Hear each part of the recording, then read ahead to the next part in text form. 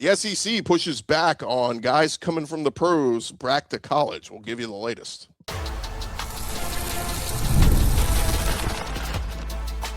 You are Locked On SEC, your daily podcast on the Southeastern Conference. Part of the Locked On Podcast Network, your team every day. What's up, everybody? Welcome into Locked On SEC. We're going to get to the big news of two big quarterbacks being named starters yesterday, and Faizon Brandon at Tennessee and Aaron Philo down at Florida. We'll be joined by Cain and Brandon Olsen to talk the latest on that. But we got to start with the big news coming out yesterday evening as SEC presidents met ahead of a two-day in-person meeting and agreed to release a strong statement opposing pro players returning to college. This is from Ross Dellinger and several others putting out there, but the statement from the Monday evening video conference of the presidents and chancellors of the SEC saying college athletes, not former professional athletes, have been at the heart of the SEC. Individuals who choose to leave college athletics, sign professional playing contracts, and compete professionally should not then be permitted to return to college competition. Allowing that to occur will blur the line between college and pro sports, create significant competitive equity concerns, and reduce opportunities for high school and current college athletes. College sports are for college athletes.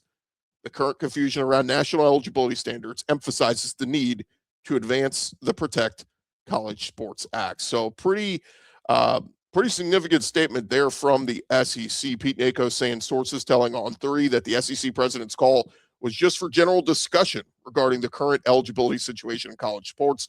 No decisions were made ahead of the league meetings starting today in Birmingham. So very interesting stuff out there because, we got the news yesterday that Lane Kiffin and LSU expected to add yet another player that was in an NFL camp. We told you a couple days ago that they've been tied to former Ole Miss tight end Daquan Wright, who was recently waived by the Cleveland Browns. On Monday, it was reported that another former Ole Miss player, Xavier Harris, who was with the Saints this summer, also close to a deal with LSU.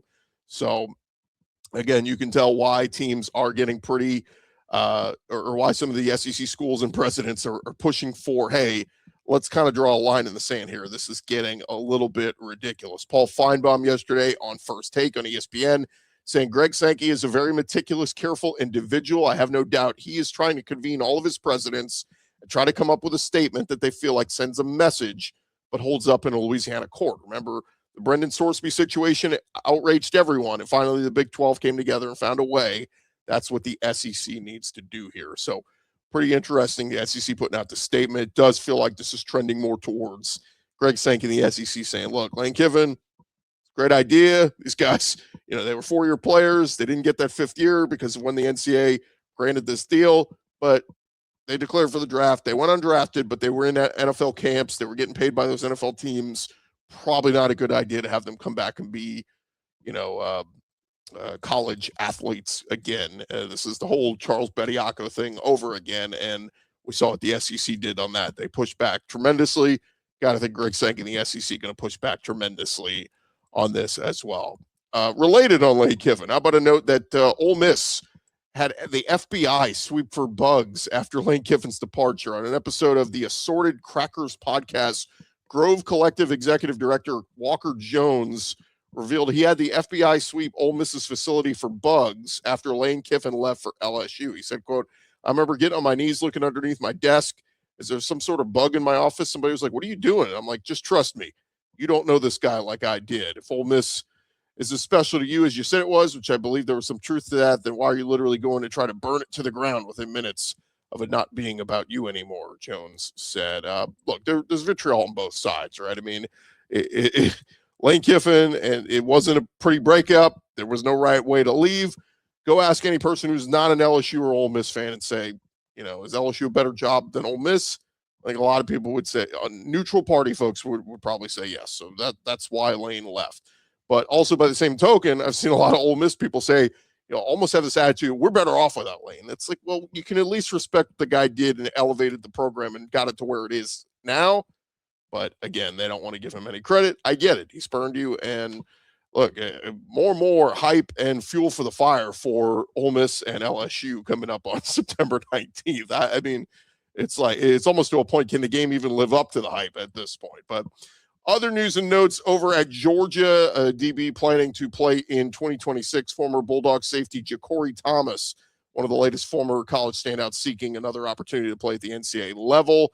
Matt Zennett's reporting Monday Thomas is planning a lawsuit that would allow him to enter the transfer portal and get that extra year of eligibility. So again, the saga continues with these guys trying to get an extra year of college ball after their eligibility thought exhausted, but not so much. All right, other news over at Tennessee. Josh Heupel explaining his decision on naming Faizon Brandon quarterback one. He said, people want to say, is there one focal point that changed it? I think in all his control, command of what we're doing offensively, it's in the run game, it's the RPO game, it's the drop back play action.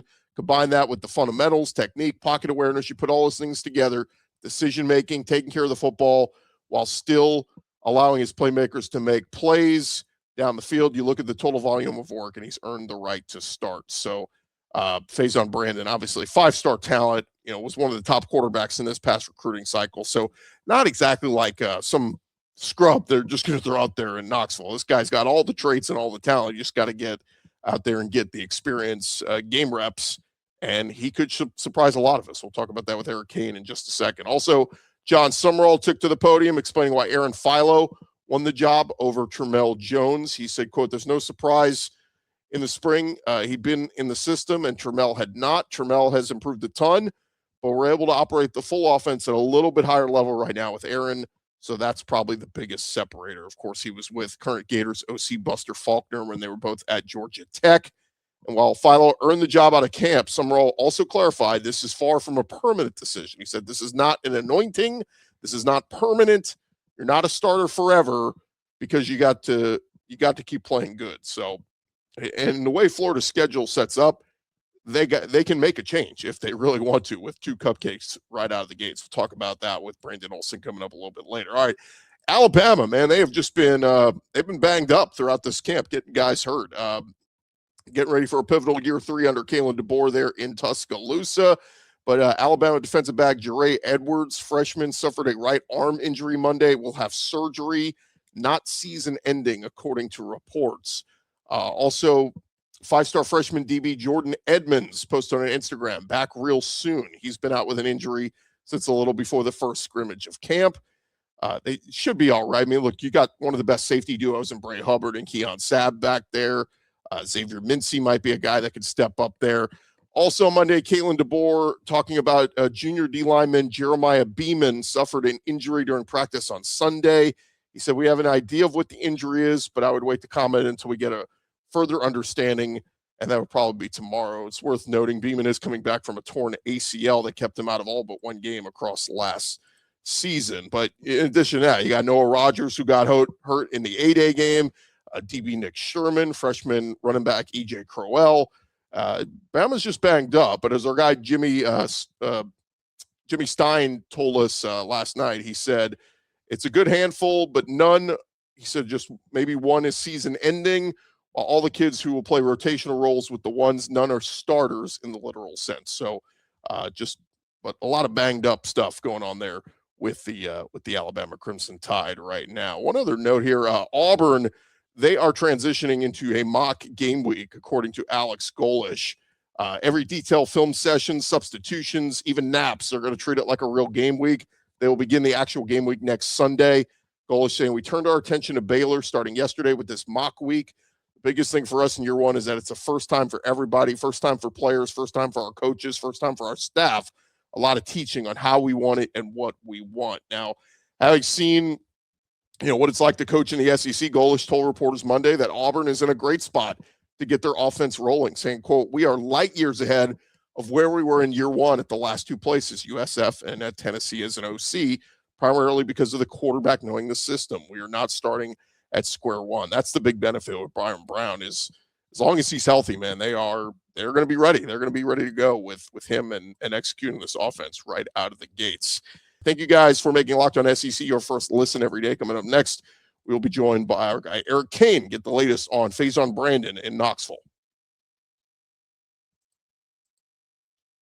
Hey guys, before the season even kicks off, everyone's making predictions. Who's going to make the playoff? Who lifts the trophy at season's end on Kalshi? America's #1 prediction market platform. You can trade those predictions in a live market. Can Ole Miss win at least 9 games this season? The Rebels are currently trading at 49%, meaning a $100 trade pays out $228 if they can reach 9 wins. On Kalshi, you are trading against peers in a live market, meaning there's no house. And as the probability changes, you can buy in and out of your position, trade the draft pick, the game, and more on Kalshi. Just download the Kalshi app, use our code LOCKEDON, and get $10 when you trade $10. KALSHI, Kalshi. Trade on anything. Must be 18 years or older. Restrictions and eligibility requirements apply. Event contract trading involves risk and may not be suitable for all investors. Kalshi products are not available in all jurisdictions. Prices, values, and available markets may differ from those mentioned. For more info, see kalshi.com/regulatory.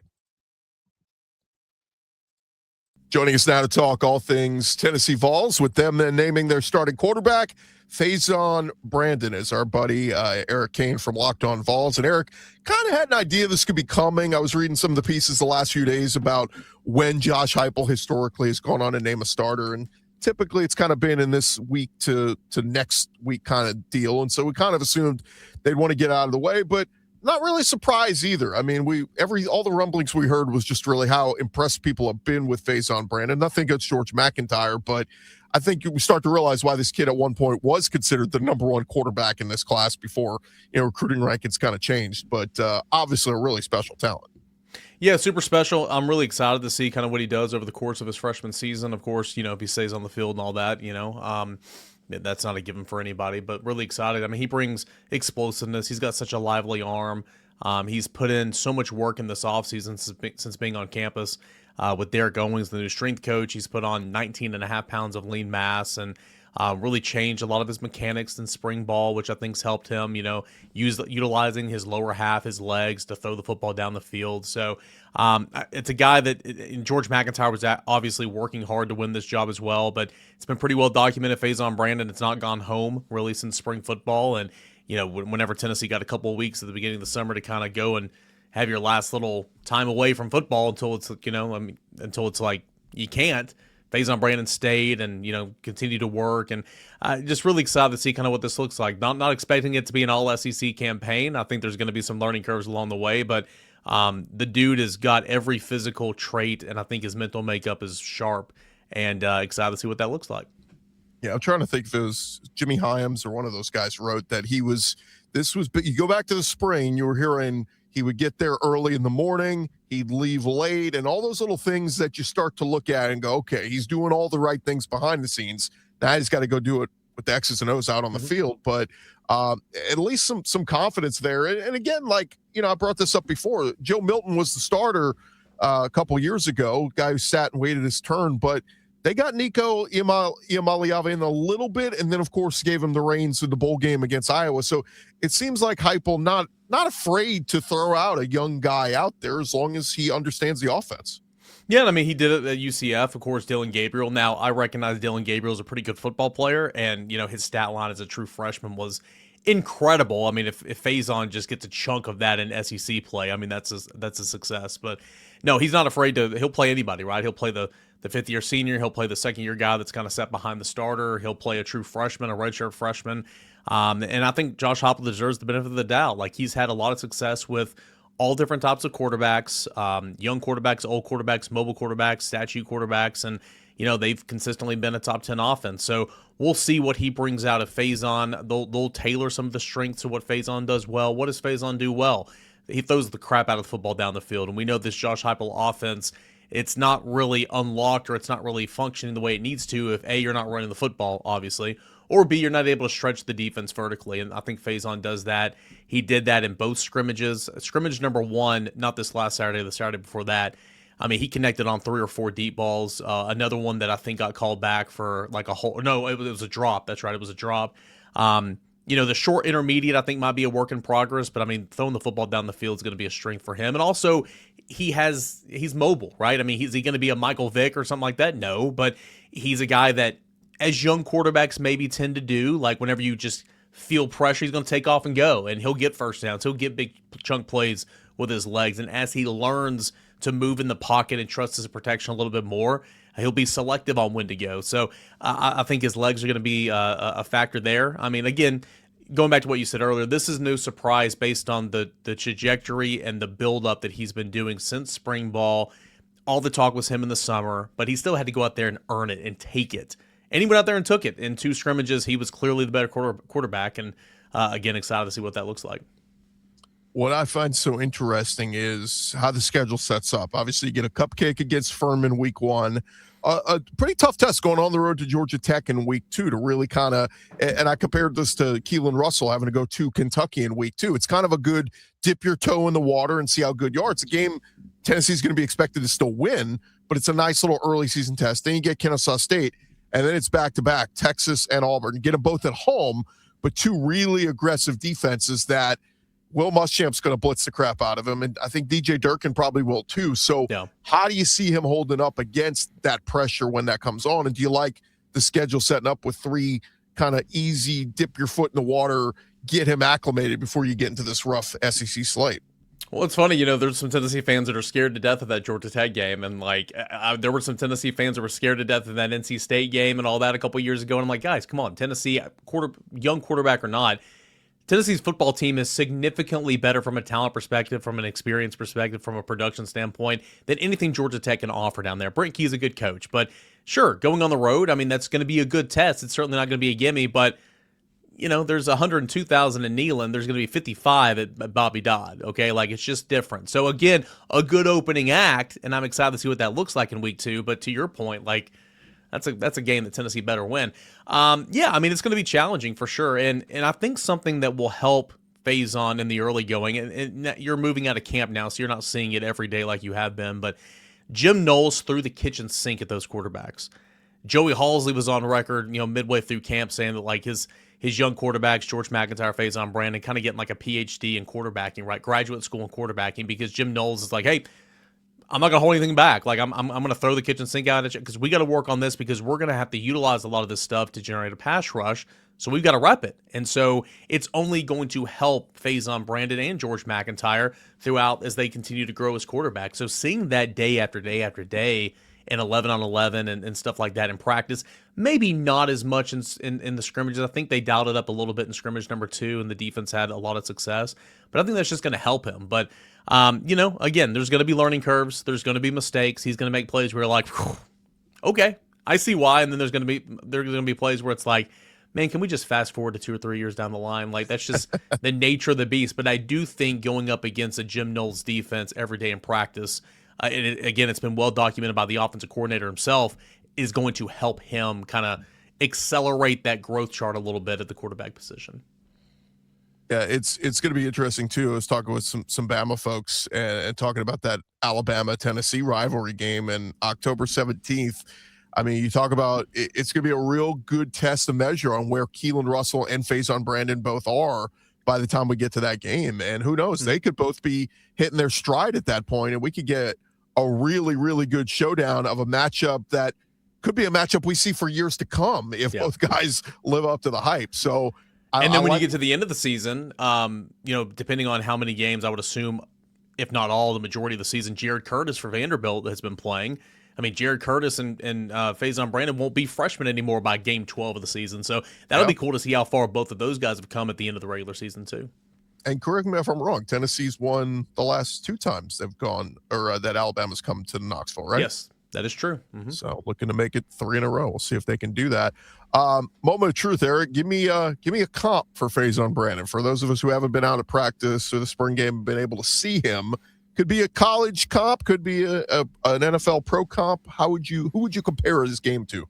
It's weird. I've covered Faizon Brandon on every show for the longest time, and I don't think I've ever done this easy slam dunk topic, right? I mean, so you brought this on me. I'm like, oh gosh, what am I going to do?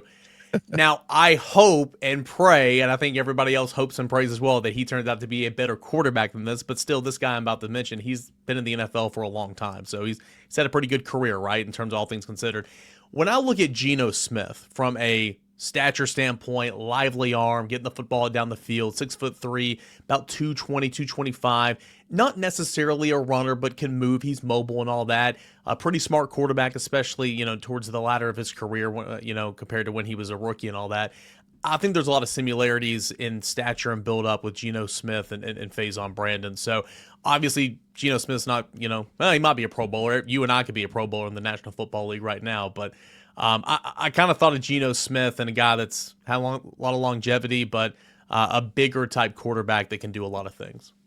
And go look at even Geno in college, West Virginia. Go look at his numbers his last 2 seasons. I think it was 4,300 yards, 31 touchdowns, 7 picks his junior year, and then his senior year, 4,200 yards, 42 touchdowns, 6 picks. So I mean, I'll take that. Geno in college was a fun watch. That is for sure. Yeah, and that's what's interesting. It's funny you said that because I asked our guy Ryan Sylvia over there at Rocky Top Insider, and I said, "Who would you have as a comp?" Here's what he said. He said, first off, I think a more athletic Hendon Hooker, like a bigger, more athletic, like maybe that's his upside is an even better Hendon Hooker, which I think is good. But then he said, I've heard Geno Smith, and I think Bo Nix is an interesting one as well. Again, think Bo Nix from Auburn to Oregon, how good he became. So I don't know. Those are just some interesting comps. I think it's interesting to look at a guy and, okay, what is he going to become? What can he develop into? And I think any one of those, I think a Tennessee fan would take. Oh, absolutely. I mean, yeah, you want to be Hendon Hooker, Geno Smith when he was at West Virginia, Bo Nix when he finished at Oregon. Yeah, sign me up for any of that. I mean, if Faizon turns out to be one of those guys, down the line, then Tennessee should be a very, very good football team. Obviously, you just went over the stats for Geno, Bo Nix, what he did at Oregon, and Hendon here in 21 and 22 was phenomenal. So you got to start somewhere. It's just so wild. I mean, when you look at, I know we got to go, but when you look at the history of the Southeastern Conference and the history of Tennessee, he is set to become only the second true freshman starting quarterback and for the opening game for Tennessee ever, right? And the first one was Brent Schaefer in 2004, and it was actually him and Eric Ainge that were both, and he just got the first series or two, whatever. Ainge took over, and Ainge was the quarterback for the next 4 years. But, and Chris Lowe dropped this stat on social media the other night that Brent Schaefer was the first SEC quarterback ever as a true freshman to start the opener right out of high school, dating back to 73 when eligibility was given to freshmen. So I know there's been more since then, don't get me wrong, but really league-wide game one true freshman, there's still not been that many. I want to say you can probably count them on a hand, maybe a couple more. Like, this is kind of rare air. And so in the era of transfer portal and getting older and older and older, it's going to be wild to see a young quarterback, true freshman, and Faizon. And again, I think I speak for everybody where, either you're excited to see what he can do, or if opposing fan base is excited to see if he will fail. Either way, people are going to be watching. Well, it's the Furman Paladins week 1, so let's not screw this up, Faizon.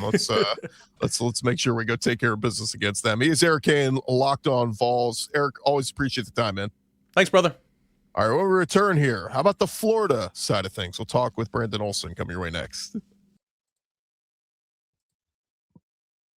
Hey guys, running a business should not feel like you're trying to connect a bunch of systems that were never designed to work together. One app for accounting, another for inventory, another for sales, and somehow none of them talk to each other. That's where Odoo comes in. Odoo is an all-in-one business management software that brings every part of your business together in one powerful platform. From sales and accounting to inventory and marketing, everything works in one place. Odoo is one platform to manage, grow, and scale your business. The best organizations know that success isn't just about talent. It's about having everyone working toward the same goal. That's true in sports just like it is in business. So sometimes you have to make a change. I think of Shane Beamer making the move this offseason to bring in Kendall Briles as the OC. They have a vision, and now they're hoping to see the results because everyone is working from the same playbook. Great organizations win because operations matter. That's why you should get Odoo. Try them for free today at odoo.com/lockedon. That's odoo.com/lockedon. Run along here, Locked On SEC, and man, it's officially week 0. It is game prep week for week 1 next week, and we are just having starting quarterbacks named left and right. We had Keelan Russell named at Alabama on Saturday. We had KJ Jackson named the starter at Arkansas on Sunday, and then Monday morning I wake up and boom, it's Faizon Brandon at Tennessee, and now Aaron Philo named QB1 at Florida. And joining us to talk about it is our buddy Brandon Olsen of Locked On Gators. But Brandon, of all the quarterbacks named starter, this one seemed the most, I don't know if I want to say non-committal, but kind of like, well, we have to roll one of them out week 1, so that's going to be who we start with. Yeah, a little bit, because the way that John Summerall introduced it was, okay, so we're doing a mock game this week, which means that we're cutting down reps as if it were a game week. And so guys got to get less reps. And so Aaron Philo is taking more reps with the first team. And we're going to move forward with Aaron Philo as our starting quarterback in week 1. Like he didn't even commit to past week 1, if we're being honest. He said he's going to be our starting quarterback in week 1. And I kind of hope every Monday from now through the rest of the year, we get John Summerall going. This is going to be our starting quarterback this week. And we just get like a weekly update about who it's going to be. Throw Will Griffin in there one of these times too. Well, let's get into it a little bit, because obviously this has been a big hot topic going going all off season. And look, we think it's interesting from a standpoint of Summerall has come in and changed that culture immediately. Like he has excited everybody in that building. He's excited the fan base. When he steps in front of the podium and talks, everybody just falls in love with the guy. He is energy plus. So he's won the offseason from that standpoint. But when you look at this Florida roster, and there's a lot of good pieces on defense, there's a stud running back in Jaden Ball. The wide receiver room is loaded. Offensive line looks to be retooled. So really you say, man, this is a team that could really overachieve expectations if they just figure out the quarterback spot. So we had Tramel Jones, who was a recruit that was on campus last year, played a little bit. And then there's Aaron Philo, who spent the last couple of years at Georgia Tech. Buster Faulkner, the new OC, comes over with him. And everybody kind of assumed it was going to be him anyway. But what did you hear from the spring and then into fall camp on both these guys? So I think that a lot of it was, Aaron Philo came over and pretty much everybody connected the easy dots of quarterback Philo's offensive coordinator means he's probably going to be your starter. But we were told the whole way that it was going to be an actual competition. And from people that I spoke to and from what I was told, it was a genuine competition where I think it came out pretty much early in spring, maybe even before spring started, of just, hey, if Tramel Jones' camp didn't feel like they had a legitimate opportunity and it was going to be a legitimate battle, then they wouldn't have been here. Then they would have gone elsewhere. And so I do think that this was a legitimate battle. John Summerall kind of mentioned it last week of saying Aaron Philo came over knowing the offense, knowing what Buster Faulkner wants. And so he started up here because of knowing the offense. Tramel started down here because of not knowing the offense. And then he moved his hands to go where they were currently. And the gap closed a lot.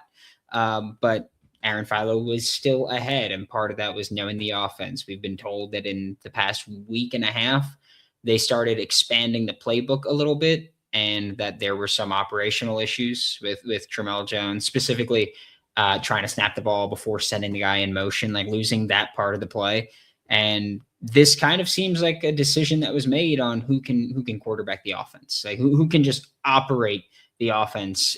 I personally think we all know who's a better thrower of the football. It's Tramel Jones, and it's not even close in my opinion.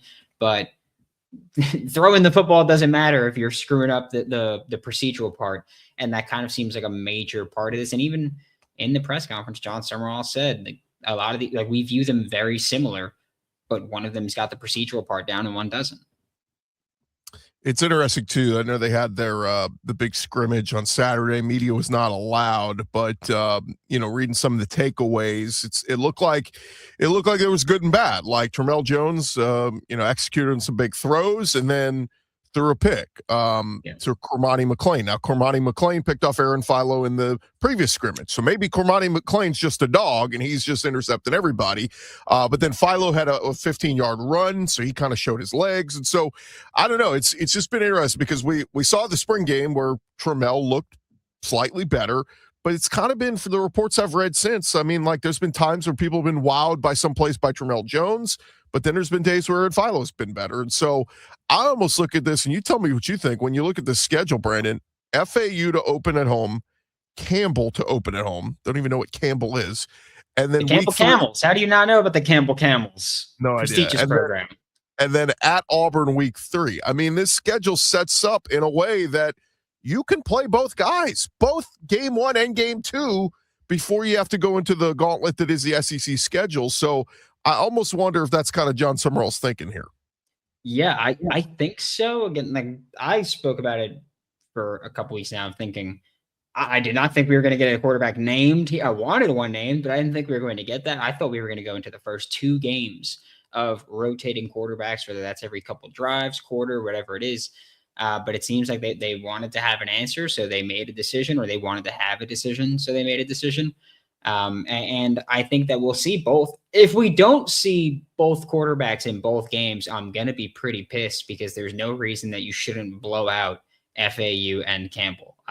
Even if you don't want the strategy to be seeing both of them, I need to see both of them play in these games. And the lack of game experience for both of them, but especially Tramel Jones, seems to be a big factor in this decision of just, you've got weapons, right? Like you've got receivers. You mentioned it earlier. You got loaded receiver room, one of the best backs in the country, if not the best back in the country, in Jaden Ball.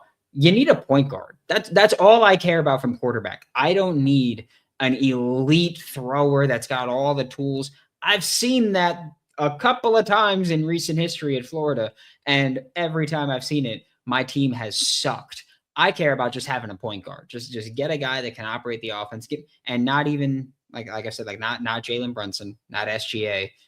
Just get me Rondo, get me Chris Paul, get me a facilitator. Like that's all I want from my quarterback here. And if you feel like Aaron Philo is that guy, which I do believe he can be, then make it Aaron Philo, and I'm cool with it. Summer also announced the starting offensive line for at least right now as it stands. And no surprise, Harrison Moore at center. We've heard a lot about him, but in Shanahan at right guard, kind of thought that Harris at left guard. But the tackles, I think I saw most of the depth chart this offseason, thought Gorgie would be the left tackle. He's slated at right tackle with Bryce Lovett at left tackle. Any surprise there? Yeah, I'm gonna be real with you, Gordy. Bryce Lovett spent most of spring working at guard, and then it kind of feels like as TJ Shanahan was established as the right guard, that they still felt Bryce Lovett was good enough where they want him on the field, and none of the tackles really wowed anybody. I mean, you went into the portal, you brought in Egan Boyer from Penn State, who has that experience in that rapport with Phil Trautwein. He's the tallest player on the team, but he's one of the lightest offensive linemen on the team. I don't think he's got the size to play in the SEC right now. You've got Emeka Gorgie, who is built like a guard, struggled a lot at Stanford last year, but if you're a true freshman, I expect you to get your ass kicked. To be just to be frank about it, I expect that on the offensive line, so not concerned with it. Bryce Lovett did not think he was a tackle when he went there last year. He has completely changed his body. He's down, I think, 30 pounds from the end of last season. And so if he's moving better like a tackle now, then so be it. He had a really impressive scrimmage on Saturday from what we were told. He blocked Jaden Woods through the sideline from how it was relayed to us. So Bryce Lovett going to be your starting left tackle. Emeka Gorgie, your starting right tackle. Caden Jones, who was the starting right tackle last year. John Summerall pretty much called him out last week. John Summerall spoke about all the tackle candidates, and for all of them, he had something good to say and something bad to say, except for Caden Jones. Caden Jones was the one where he just went, we need to see him act like the veteran in the room. Like we need to see him be that, and we're trying to push him to be that. Not exactly a ringing endorsement at that point. So it kind of just seems like he might have just fallen behind. And I got to say, I'm not confident. You could have put anybody out there, and I wouldn't have felt great about it at offensive tackle for Florida this year. So at least Bryce Lovett seems to be a guy where they went, hey, he's good enough where we have to get him on the field. And then Emeka Gorgie seemingly won the job at right tackle for now. What do you make of the receivers? Vernell Brown, we know. Obviously, Dallas Wilson, the stud freshman, he was out of the scrimmage the other day. His health, I'm always worried about. Like 1 minute, he had a fever. Okay. A fever, so they held him out, is what John Summerall said. Maybe they're just trying to make sure he's 100% and for the season and take care of his body. But you had Eric Singleton, who came over from Auburn, Micah Mays, who wowed in the spring game, and then I heard some good things about Bailey Stockton, the Georgia Tech transfer. So, man, I feel really good about this Florida wide receiver room. What say you? Yeah, if I didn't feel as good as about the receiver room as I do, I would be terrified about quarterback. I'll say that. But I think you have enough talent where it's just getting the ball. Vernell Brown III, we saw a lot from him last year. I just need to see, honestly, just eliminate the drops. He had 7 last year. It's way too many. So just eliminate those. Dallas Wilson, if he's healthy, he's going to be an animal. I have no doubt about it. I don't think I've ever seen a guy where I just go, that's that. I'm not a big like alpha X receiver type. If I've ever seen one, it's Dallas. And then Eric Singleton Jr., I am amazed that he is not in the NFL right now. I spoke to plenty of scouts that thought he'd be a 3rd-round pick. He seems like he could be, I guess, a bit better than that. And so wanted to have an opportunity under competent coaching, because he definitely didn't have that in Auburn. Eesh, horrible program, horrible coach, just a terrible time in Auburn. Micah Mays, really athletic, and Bailey Stockton, gritty lunch pail, sneaky athletic, but son of a coach. First one in, last one out, gym rat, all that fun stuff you want to say about him. But he's created a lot of explosives. It gets that profile. It's gritty. Exactly. Yeah, that's what he's gonna get. But I had a 65-yard gain in the first scrimmage, or in the second scrimmage on Saturday. And he's been able to create plays. Aaron Philo and him have a great rapport. They went to high school together, college together at Georgia Tech. They transferred here together. So they've got a great rapport there. I think those 5 are pretty much written in Sharpie at receiver for Florida, and I feel good about all of them getting time. Last thing, Brandon, Aaron Philo named the QB week 1. Will he be the starting quarterback all season? Oh, that's a toughie. I kind of feel like saying yes here. I don't think he's ever going to really play bad enough to lose it, and I think that's where I'm at. I expect him to be average. I don't expect him to be a stud or anything. But I think he's going to just play well enough to not lose the job. If he does lose it, so be it. I got no qualms. Just win football games, John. That's the only thing I care about. And the only thing most of this fan base cares about is finally winning some games.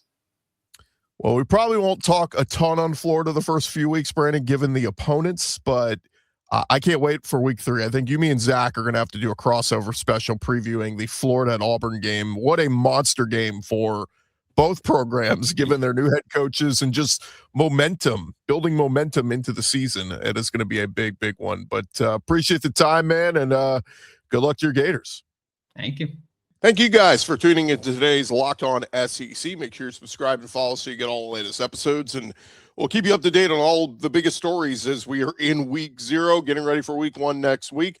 You can follow me on Twitter. I'm at Chris Gordy. You can follow the show at Locked On SEC. Now on video, we send you to the first ever 24/7 YouTube channel on college sports. And audio, you can check out Locked On College Football with Spencer McLaughlin. I'm Chris Gordy. This has been Locked On SEC.